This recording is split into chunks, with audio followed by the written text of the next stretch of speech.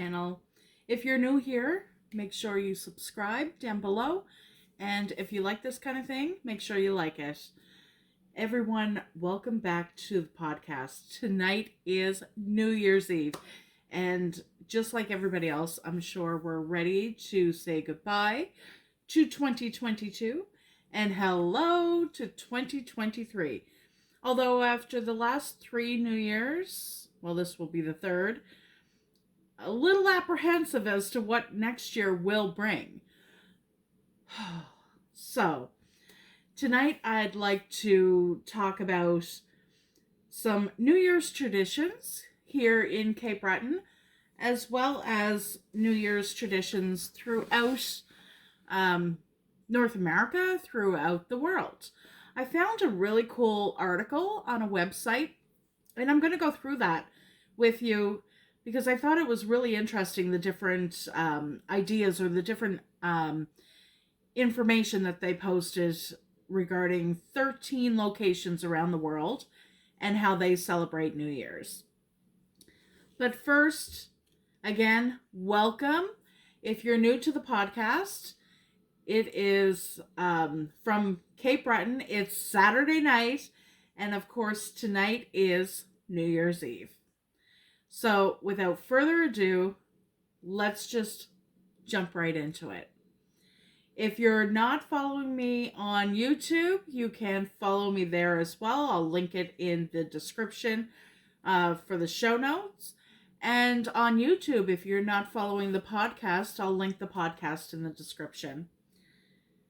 New Year's Eve, what does that really mean to any of us? Do we just sit home? It's another night. Who the frick cares? Well, not this girl. This girl cares. I got myself dolled up. I have myself a drinky poo. And we're going to celebrate. It's not often I celebrate in front of a camera with a microphone. Hell, it's the first time, but we're going to have fun. Now, my typical celebrations on New Year's would be to go out with friends and to dance the night away, drink, have fun, embrace each other at midnight, count down, Auld Lang Syne plays. So that's what happens here in Cape Breton. There's a lot of headaches the next morning and a lot of Chinese food. Does anybody else have that kind of tradition? You drink so much that the next day that's all you want to eat is Chinese food. Well, at least Canadian Chinese food, which is not really the same thing. Now, another tradition that we have here is the polar bear dip on New Year's Day. If you're not familiar with what a polar bear dip is, it's basically getting into your skivvies or your swimming suit and jumping into the ocean on New Year's Day. The North Atlantic Ocean is not exactly the most welcoming of water at this time of year. Heck, it's probably not very welcoming until about August. So to do a New Year's Day dip, the polar bear dip, so aptly called, yeah, I've never done that. Never been tempted. Maybe someday when global warming has really taken hold here and New Year's Day is kind of like August, we might think about it, but not anytime soon. Another tradition we have, of course, is gathering with friends and family. And for me, that's probably the biggest New Year's tradition I've ever really did. The last New Year's I went out, not last New Year's, but the last New Year's I went out was 2019 into 2020. And I went to my local church hall and we went to a dance. We were literally out until just after midnight and then headed home. That night there was a snowstorm. Traveling there and traveling home was a little dicey.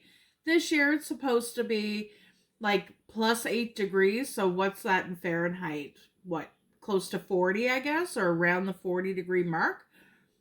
So not too bad this year. I'll be taking the outdoor Christmas decorations down on New Year's, just because it's so warm. So why not get that over with? Another tradition around here, of course, is to toast at midnight with champagne. Tonight's drink is a rum and Pepsi, but maybe later on, a little champagne. I am home alone. Well, I have my 2 puppies. They're lounging on the love seat just beside me. I don't have anybody here with me. I'll toast with you all.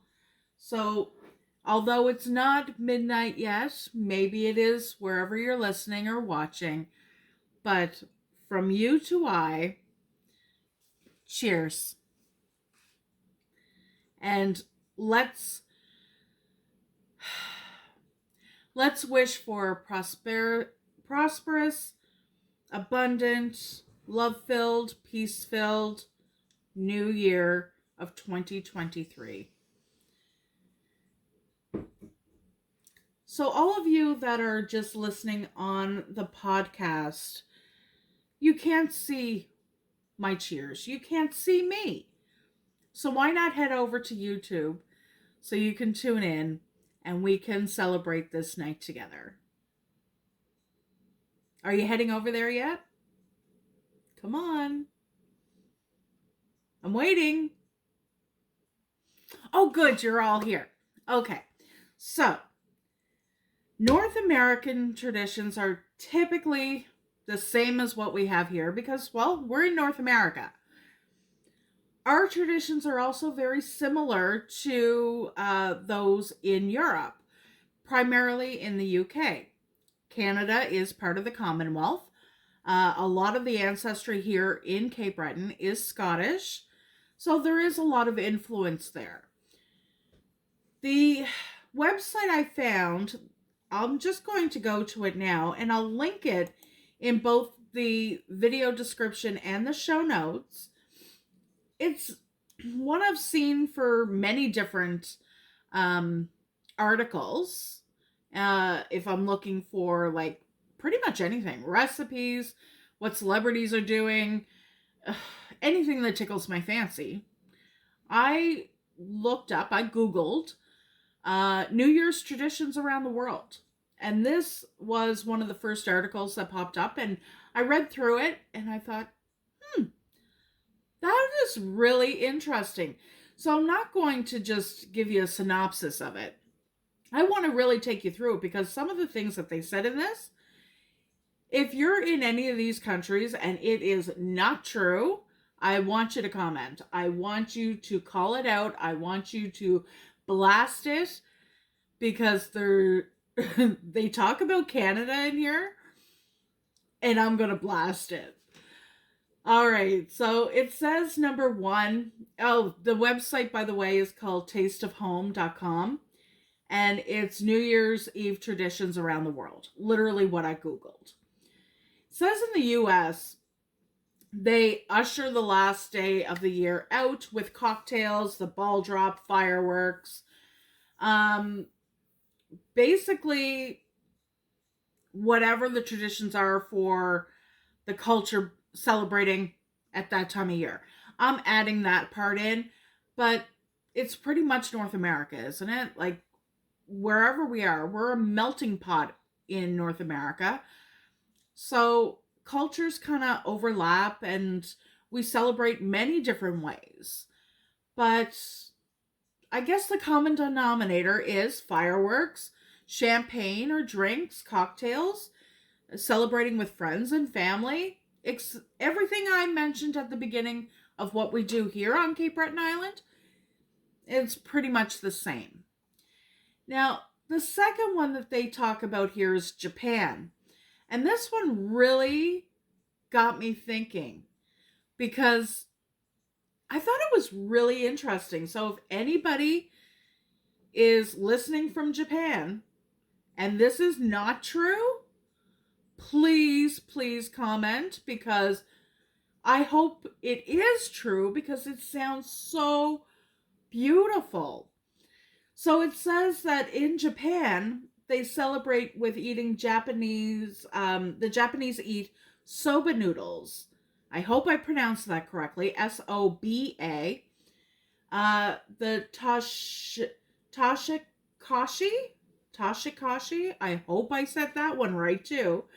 Soba, which translates to year crossing buckwheat noodle dish, and it looks delicious, by the way, has a lot of symbolism, because the long noodle denotes the crossing from one year to the next, and because the noodles are easily cut, it allows you to signify of letting go of the past. So let go of past regrets, you cut it off. And you have a fresh start for the new year to see what the new year brings. I thought that was really, really cool. So the main ingredient in this light and savory soba noodles is with ginger sesame dressing. They have the actual recipe in there. But yeah, it looks delicious. I see celery, broccoli, some beans in there. Looks like carrots that are thinly sliced. The buckwheat noodles, sesame seeds. Looks delicious. We also have on this list, number 3 is Spain. Now, Spain's tradition seemed a little odd. I had never heard of anything. Haven't heard the Japan one either, but had never heard of anything like this before. So they say in Japan in Spain with 12 seconds remaining until the new year. So at 11:59 and 48 seconds, you start eating 12 green grapes to bring luck to the coming year. And it's thought to be bad luck if you can't finish them all within that 12 seconds. But if you do finish them all, then you have good fortune coming your way for the next 12 months. Wow. Now, I don't buy grapes.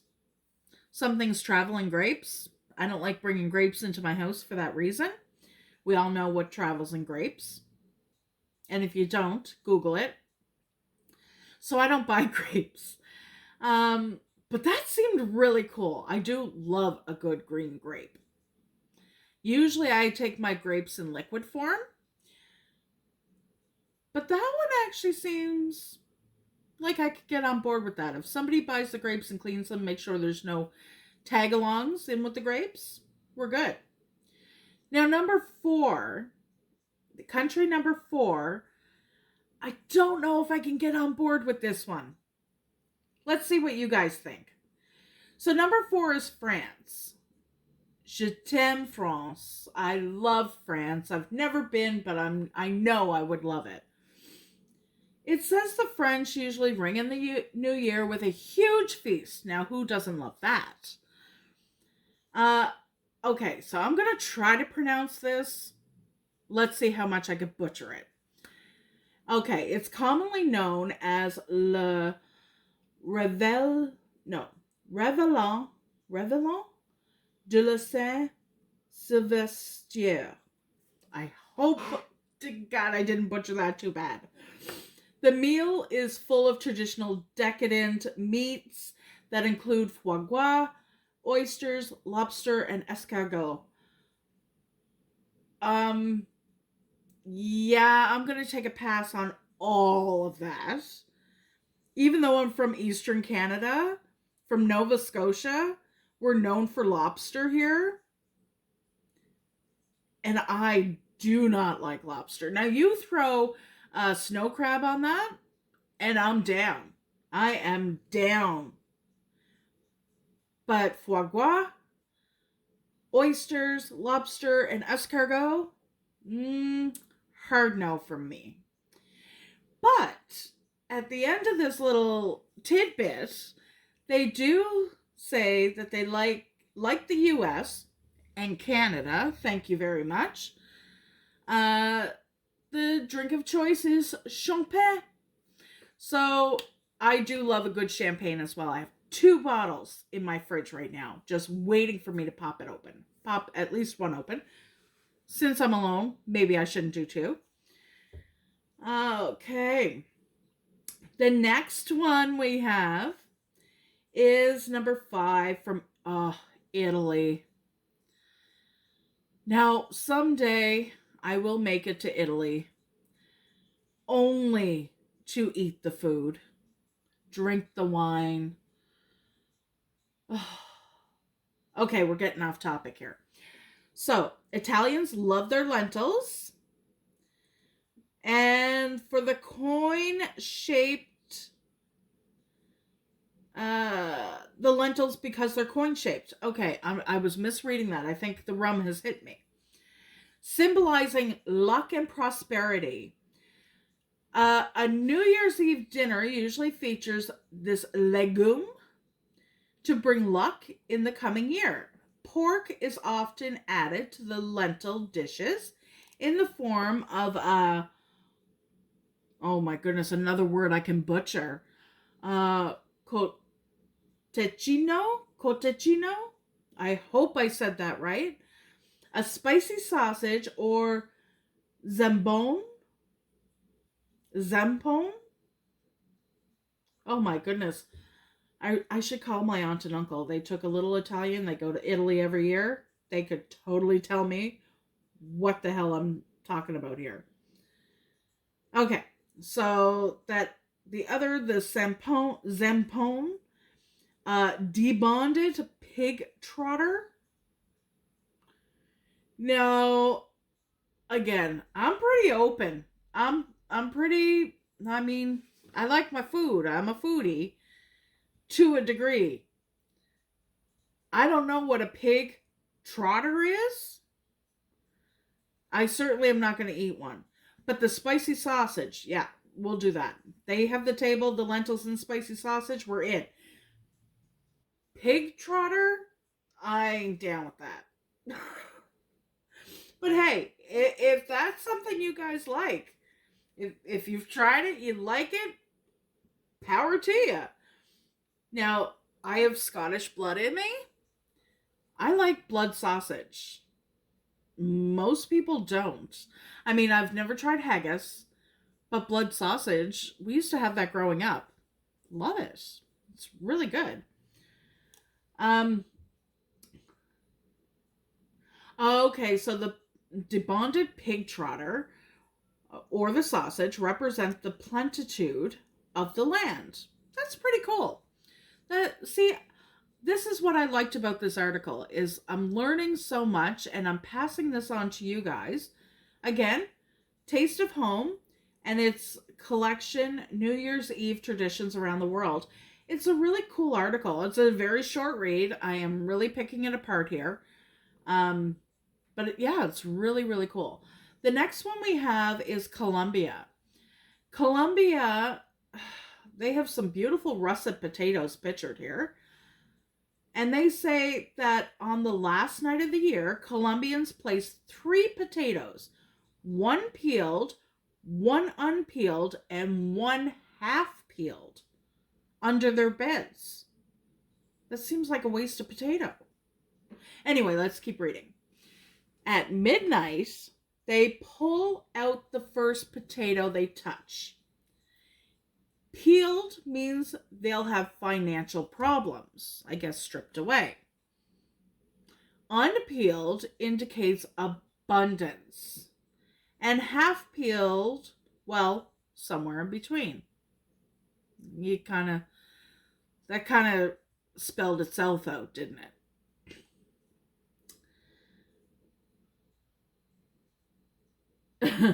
Then it says, instead of the potential of cursing yourself, they just recommend a simple au gratin potato. So basically scallop potatoes or potatoes with cheese. Okay. I don't know. I think I would. I think I would try that if I was in Colombia, or if I was Colombian in Colombia, and you actually do that there.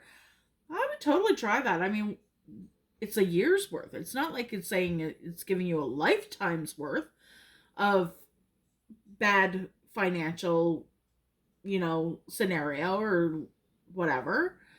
It's 1 year, 365 days. Who can't live with that? We're all living with it right now.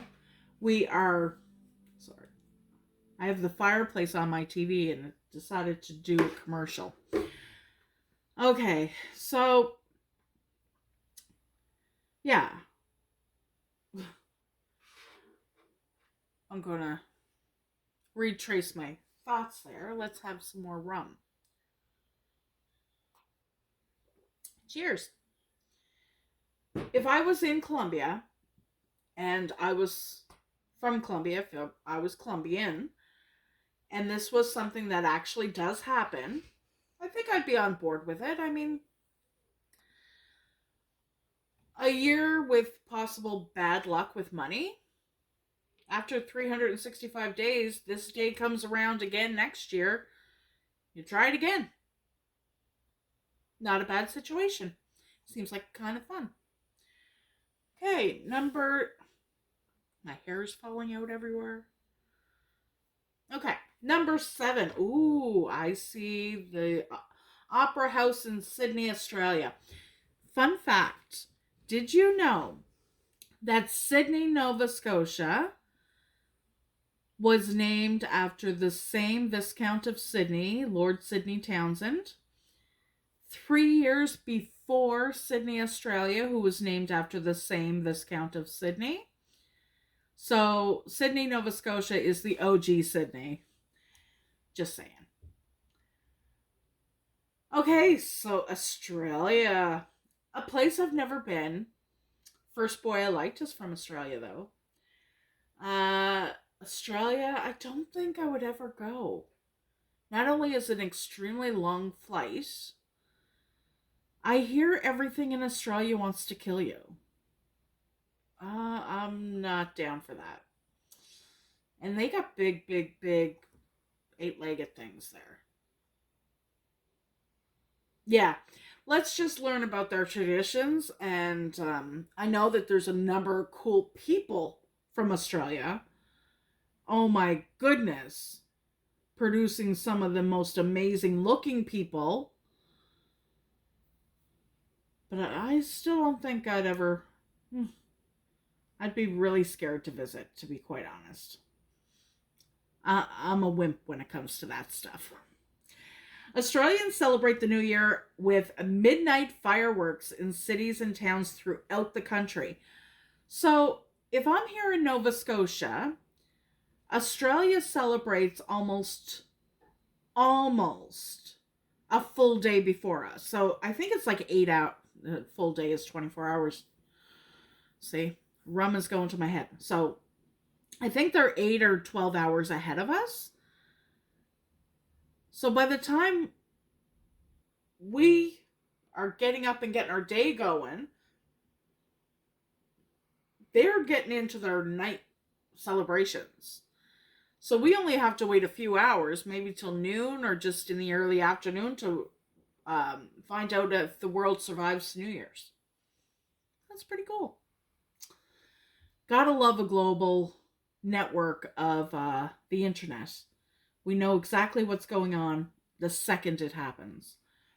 Okay, so they celebrate with the fireworks, and the firework displays are launched off bridges, such as in Sydney Harbour.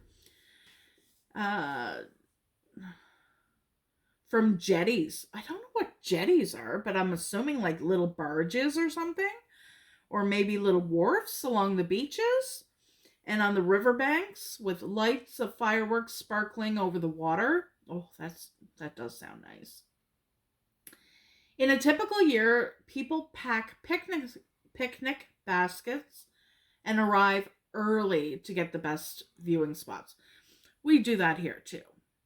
We so do that. Anytime there's fireworks, we always arrive early to get a good spot. So that we're hearing you there. All right. Who's next? Ooh, number 8. We've hit number 8, guys. The Philippines. Philippines is another country. I think I just want to go to every country. To be quite honest, there's so many cool countries. Filipino culture celebrates the new year by serving 12 rounds of fruit. That's a lot of fruit. The round shape symbolizes coins, which represent prosperity and wealth for each month of the upcoming year. Oh, I can totally get on board with this. Apples, melons, oranges, grapes are popular. But any round fruit will do. So you can have kiwi and dragon fruit and pomegranates. Oh, wow. Grapefruit. I'm just thinking of all the fruits. Lemons, limes.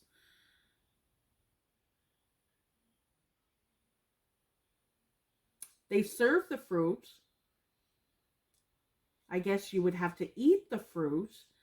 But with the lemons and limes, could you not eat it as a garnish in your drink? That's what I would do. All right, let's see what's next.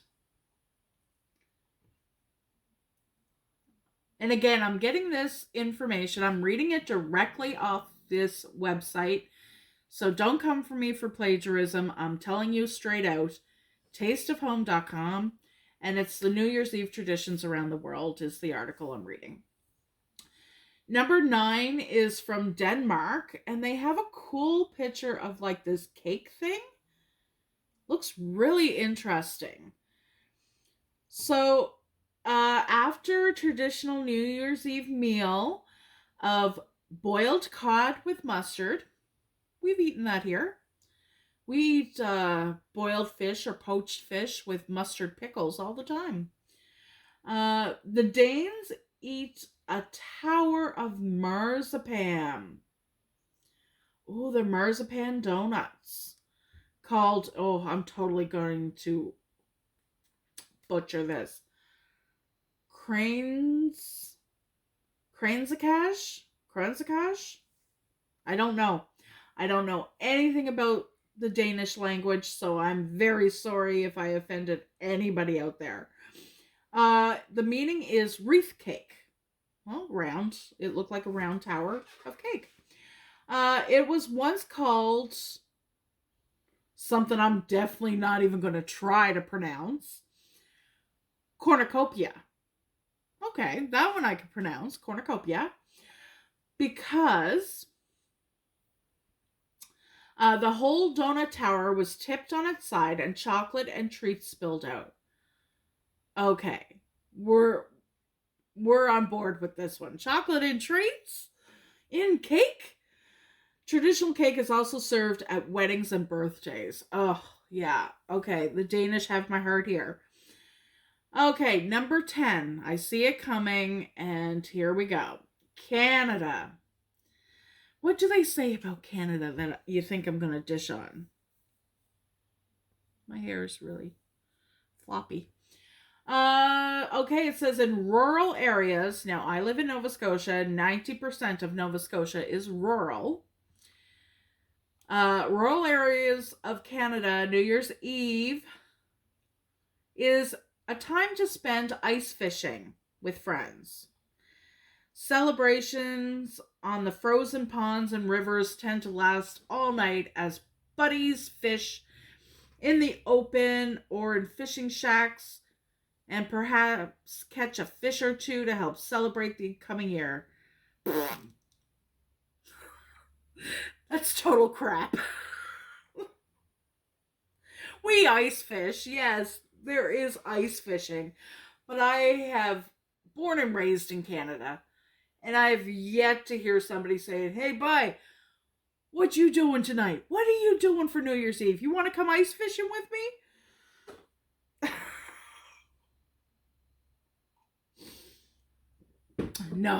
No, I don't hear that. Ever. Even when somebody likes to ice fish. They might go in the daytime, catch their fish for the night. But we're above zero here. Nothing's frozen, by the way. Nothing's frozen tonight. Not in our area. So nobody's going ice fishing tonight. They might go fishing. Oh, so that's why I'm saying, anybody out there, if you live in a region where I've mentioned, and you say to yourself, that's not true, tell me, because I'm telling you right now, that Canada one is a total misrepresentation of what we do in Canada. Yeah, I can't, even when I lived in the Arctic, where there were 500 people living, a small hamlet, they didn't go ice fishing on New Year's Eve. They rode around on snowmobiles and ATVs and shot off guns out on the sea ice. Not at animals, so don't come for me there. Not at animals, just up in the air because we didn't have fireworks or nothing like that. So they would just shoot off a gun in celebration of the New Year. But they didn't go ice fishing. They rode around on their ATVs and snowmobiles in a parade format, and we had a celebratory feast with the community. Maybe there were drinks. I can't say for sure because it's a dry area, but you just really celebrated at home with friends and family, and you joined the community for the feast. And if you wanted to, if it wasn't too cold, because it could be extremely cold there, and you didn't want to get bundled up, you'd stay at home and watch them ride around. But yeah, that was extremely rural Canada, and they still didn't go ice fishing. Just saying. Okay, let's move on. I spent a little bit too much time venting on that one. Number 11 is Ireland. Oh, that is definitely a country that has my name written all over it. Ireland tradition of banging bread against the walls of their houses? That just sounds...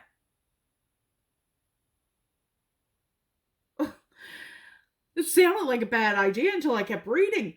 The idea is that bad luck and evil spirits are chased away. All right, we can do that. Chase away that stuff. And good luck is invited in. That's awesome. It also ensures that the coming year will be filled with an abundance of bread and other food. Well, let me ask those in Ireland. So can you bang money on the walls to rid all bad luck with money and evil spirits and invite more money into your home? Does it work that way too? Or just with bread? Just a thought. Okay. Because a few of the others were using like food to gain money into their life, into their home. So yeah, just a question. Those in Ireland, hit me up. Let me know. Number 12 of 13. So we're getting there. We're getting there. I see a pomegranate. Ooh, Brazil. Brazil's another one that has big... And I'm not down with that. Here, they can be this big or this big. And I'm still... No. Not into it. Particular foods are eaten to invite good luck for the coming year. 7 is the lucky number on New Year's Eve. I love the number 7. Pomegranate seeds, 7 pomegranate seeds are eaten to keep the purse full. Whew. Only 7? They're tiny. That's easy. And then 7 grapes to ensure abundance in all areas of life. Okay, so 7 grapes and 7 pomegranate seeds. Some Brazilians also jump over 7 waves in the ocean and make 7 wishes for the new year as they leap. Well, I could see jumping in the ocean in Brazil at this time of year, not in Canada. Oh, and the article is recommending that you take those 7 pomegranate seeds and put them into a cranberry pomegranate margarita. That I'm on board with too. All right, we've saved a really good one for last. So this one is number 13, lucky 13. Those of you who have superstition, maybe 13's not lucky for you. But I love number 13. Greece. Oh, another country I'd love to go to. Okay, the Greeks ring in the new year by eating, oh my goodness, Vasilopita. Vasilopita? I know I butchered that. A sweet yeast bread. Okay, so it's eaten at midnight. The bread is made in honor of Greece's revered Saint Basil, or Saint Basil. I'm not sure how they pronounce that. Before serving the family, beginning with the oldest member, household set a slice of bread aside for the saint and another portion for those in need. Oh, well, that's really nice. A coin is baked into the bread, and the person whose slice contains the coin is in for a year filled with good fortune. Love it. Totally down for that.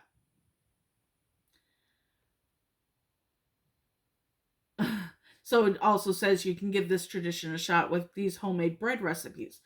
Well, in Canada, that was Greece, right? Yeah, that was Greece.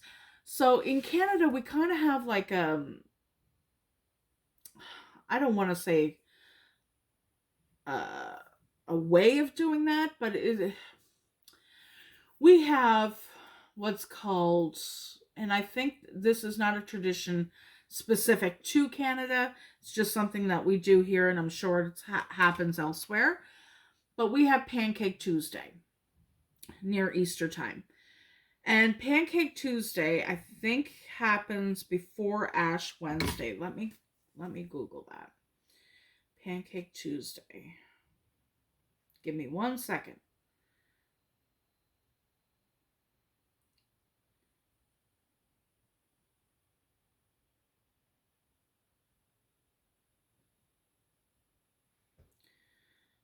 Shrove Tuesday. So it's a Christian thing.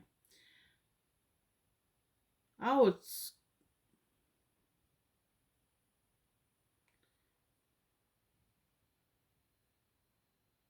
February 21st. So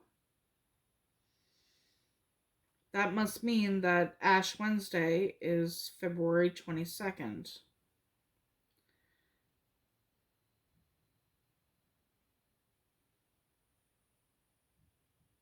Yeah. So Shrove Tuesday, Pancake Tuesday. And for birthdays for Pancake Tuesday or Shrove Tuesday, what we do here, at least in Cape Breton, I don't know about the rest of Canada, but what we do here is we bake coins into cakes for birthdays, into pancakes, and those coins that you receive, you get to keep. When I was a kid, sorry, my nose is itchy. I guess my hair flying around my face, I'm not used to it. When I was a kid, you were really lucky if you got invited to a kid's birthday and they were having coin cake. I'm sure the parents called it something else, but as kids, we were like, this is a coin cake. Yeah, so you would get there, you would do your whole party with the kids and stuff, and then it would be cake time, and you'd be so excited because you might get a 10-cent piece, a 5-cent piece, or if you were really, really, really lucky, you'd get a quarter. And of course, coins, just like with the bread in Greece, I'm certain, because money is so filthy, that you have to sterilize the money. So you boil it off and you make sure it's absolutely sterile and clean, disinfected, the whole 9 yards before you insert it into that baked good. We never had coins put into baked goods, pancakes or cakes or anything like that, without making sure it was clean. Just want to make sure you guys know that. And even though it didn't say that in the Greece thing, I'm sure that's the way it is. But anyway, guys, they were some traditions from around the world. I hope you really enjoyed that.